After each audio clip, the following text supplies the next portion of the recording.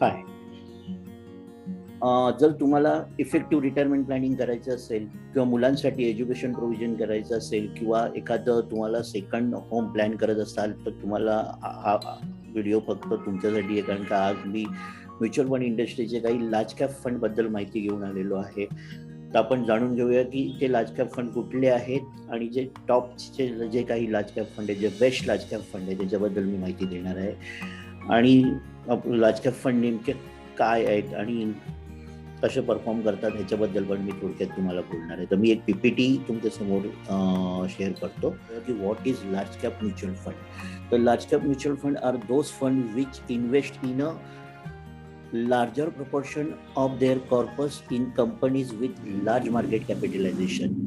तर ज्या कंपनीचं लार्ज मार्केट कॅपिटलायझेशन आहे अशांमध्ये ते इन्व्हेस्टमेंट करतात. याचा अर्थ large cap fund mid cap आणि स्मॉल कॅप मध्ये इन्व्हेस्टमेंट करू शकतात का? तर उत्तर आहे की हो, ते काही प्रमाणात मिड कॅप मध्ये आणि स्मॉल कॅप मध्ये पण इन्व्हेस्टमेंट करू शकतात, पण फार कमी प्रपोर्शन मध्ये करू शकतात. मॅक्झिमम त्यांचं जे प्रपोर्शन आहे जवळजवळ 70 to 80% हे त्यांना लार्ज कॅप मध्येच करणं भाग असतं. आणि लार्ज कॅप मध्ये करणं भाग आहे तर according to SEBI large cap companies fall in the top 100 of the list of companies according to market capitalisation. टॉपच्या ज्या 100 कंपन्या आहेत त्याच्यामध्येच ते इन्व्हेस्टमेंट करू शकतात, जे मार्केट कॅपिटलायझेशन इंडियामध्ये ज्या कंपन्या अवेलेबल आहेत. आणि hence investment in this companies is considered to be a less risky and steady. Large cap scheme carries a lower risk as compared to the small cap and mid cap scheme, and are known to generate steadier returns. तो खूप study आणि ज्यांना एकदम safe return हवं असेल long term मध्ये त्यांनी large cap fund select केला आणि त्याच्यामध्ये जर SIP चालू ठेवली तर तुम्ही एक चांगलं रिटर्न लॉंग टर्म मध्ये जनरेट करू शकतात.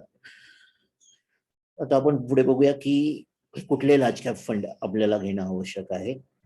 तर म्युच्युअल त्याच्या आधी ते जाणून घेण्याआधी काही गोष्टी जाणून घेणं फार आवश्यक आहे. जसं mutual fund investment are subject to market risk. Read scheme related documents carefully.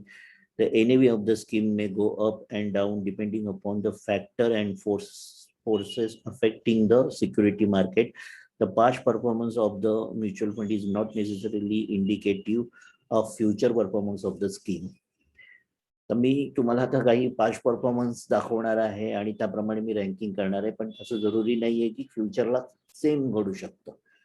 त्याच्याबद्दल पण मी थोडक्यात तुम्हाला समजवतो. पहिले आपण बघूया कुठले फंड आहेत ते. तर बेस्ट लार्ज कॅप फंड मध्ये जर तुम्ही 10 वर्षाचं जर रिटर्न कन्सिडर केलं, मी 25 मार्च 2021 ह्या तारखेला जे रँकिंग काढलेलं होतं त्याप्रमाणे हे रँकिंग आहे. तर त्याच्यामध्ये Mirae asset large cap fund हा नंबर 1ला होता. त्याचं 16.6% रिटर्न त्यांनी जनरेट केलेलं होतं. ते 10 वर्षाचं रिटर्न आहे, SIP रिटर्न आहे. त्यानंतर त्याच्या खालोखाला आहे ऍक्सिस ब्लू चिप फंड, तो 15.19% दिलेलं आहे. त्यानंतर SBI blue chip fund 14.64% return त्यांनी जनरेट केलेलं आहे. आणि कॅनरा रोबोको ब्लू चिप फंड हा 4थ्या नंबरला आहे.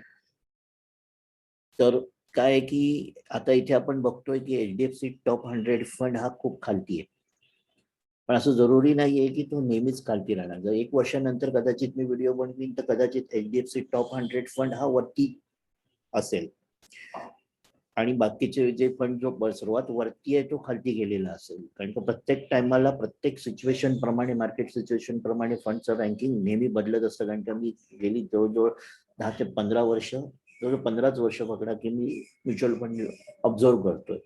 तर प्रत्येक टायमाला रँकिंग बदललेलं असतं. कदाचित 2-3 महिन्यात पण हा फरक तुम्हाला बघायला मिळेल. अगदी म्हणजे फार कमी वेळात सुद्धा रँकिंग बदललेलं असू शकतं. आता मी 5 वर्षाचं ह्याच्यानी जर रँकिंग बघू आपण तर तुम्हाला दिसेल की इथे कॅनरा रोबोको ब्लू चिप फंडनी खूप चांगलं रिटर्न दिलेलं आहे.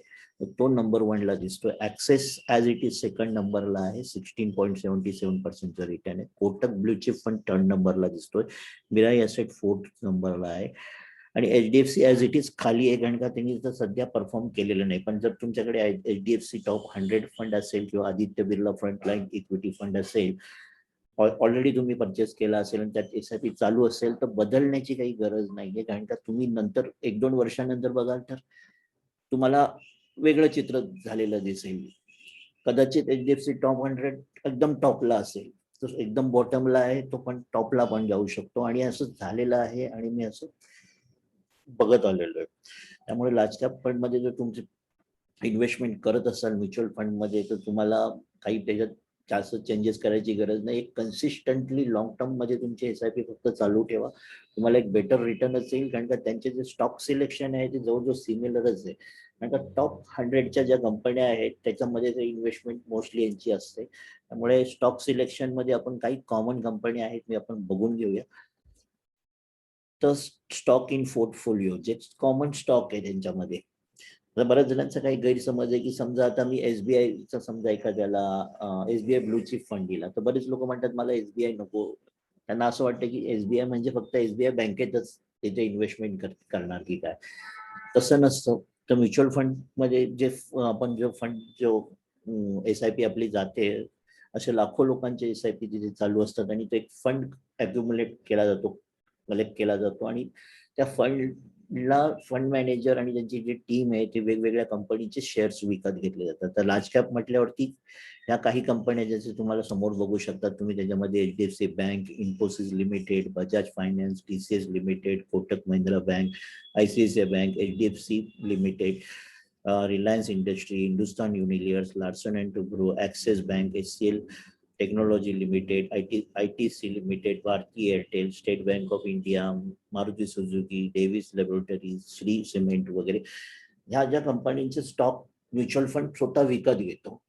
आणि ते सगळे स्टॉक, आता एक जर लार्ज कॅप फंड तुम्ही घेतला तर जवळजवळ 40 ते 50 कंपनीचे वेगवेगळ्या कंपनीचा जो स्टॉक विकत घेतो आणि ते एकत्रित करून त्याचा एक युनिट तयार केला जातो, आणि त्याला त्या युनिट्सला NAV प्रमाणे त्याचं एक हे कॅल्क्युलेशन केलं जातं की त्या युनिटची एक व्हॅल्यू असते की 10 रुपयाला एक युनिट आहे तर NAV 10 रुपये. जर 20 रुपयाला जर त्याची व्हॅल्यू झाली तर मग तो NAV ची व्हॅल्यू 20 रुपये झाली. जे NAV तो हा वर खाली होत असतो, कधी वाढत असतो कधी कमी होत असतो, आणि त्याप्रमाणे म्युच्युअल फंडचं रिटर्न अप अँड डाऊन होत असतं. आणि SIP मध्ये काय आहे की तुम्हाला जेव्हा तुम्ही करता तेव्हा तुम्ही कन्सिस्टंटली त्याच्यामध्ये इन्व्हेस्टमेंट करत असतात. म्हणजे मार्केट डाऊन असताना सुद्धा तुम्ही इन्व्हेस्टमेंट करतात, मार्केट अप असताना पण इन्व्हेस्टमेंट करतात. त्यामुळे एक रुपी कॉस्ट ॲव्हरेजिंग होतं आणि एक लॉंग टर्म मध्ये चांगलं रिटर्न तुम्हाला जनरेट होतं. एक 15 वर्ष 20 वर्षाचं जर रिटर्न तुम्ही बघाल अगदी रिटायरमेंट प्लॅनिंगसाठी, कारण का व्हिडिओच्या सुरुवातीलाच मी म्हटलं की रिटायरमेंट प्लॅनिंग करायची असेल, मुलांचं एज्युकेशन प्रोव्हिजन करायचं असेल, किंवा एखादं ड्रीम हाऊस सेकंड हाऊस तुम्हाला प्लॅन करायचं असेल, तर तुम्हाला लार्ज कॅप फंड बेस्ट आहे.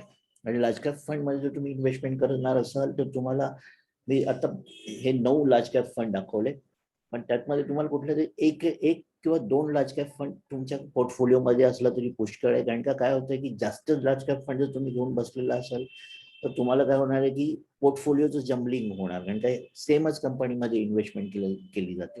त्यामुळे एकाच कंपनीचे बऱ्याच मल्टिपल वेळा जास्त वेळा तुम्ही स्टॉक एक विकत घेता असं होतंय. त्यामुळे जर तुमच्याकडे जर लार्ज कॅप फंड जर असेल तर एखादा मग परत मिड कॅप मध्ये एखादा घ्यावा, एक स्मॉल कॅप घ्यावा, एखादा मल्टी कॅप फंड करावा, एखादा बॅलन्स कॅटेगरीमध्ये, एखादा डेफ कॅटेगरीमध्ये, अशा वेगवेगळ्या कॅटेगरीमध्ये तुमचं फंड अलोकेशन असणं गरजेचं आहे. त्यामुळे तुम्ही आता जे मी लार्ज कॅप फंड सजेस्ट केलेले आहेत किंवा तुमच्याकडे ऑलरेडी कुठल्या SIP आहे तर तुम्हाला त्यामध्ये SIP कंटिन्यू ठेवणं गरजेचं आहे, आणि लॉंग टर्म मध्ये ते SIP कंटिन्यू ठेवणं गरजेचं आहे. आणि मी अशाच प्रकारचे व्हिडिओ बनवत असतो. तर माझा व्हिडिओ आवडला असेल तर नक्कीच त्याला लाईक करा, सबस्क्राईब करा, शेअर करू शकता तुम्ही त्याला व्हिडिओ. आणि आता असेच व्हिडिओ मी बनवत राहणार आहे, आणि आता मी पुढच्या वेळेस जे येणार आहे ते म्युच्युअल फंड इंडस्ट्रीचे जे चांगले मिड कॅप फंड आहेत त्याची माहिती मी घेऊन येणार आहे. तर thank you very much for watching my video.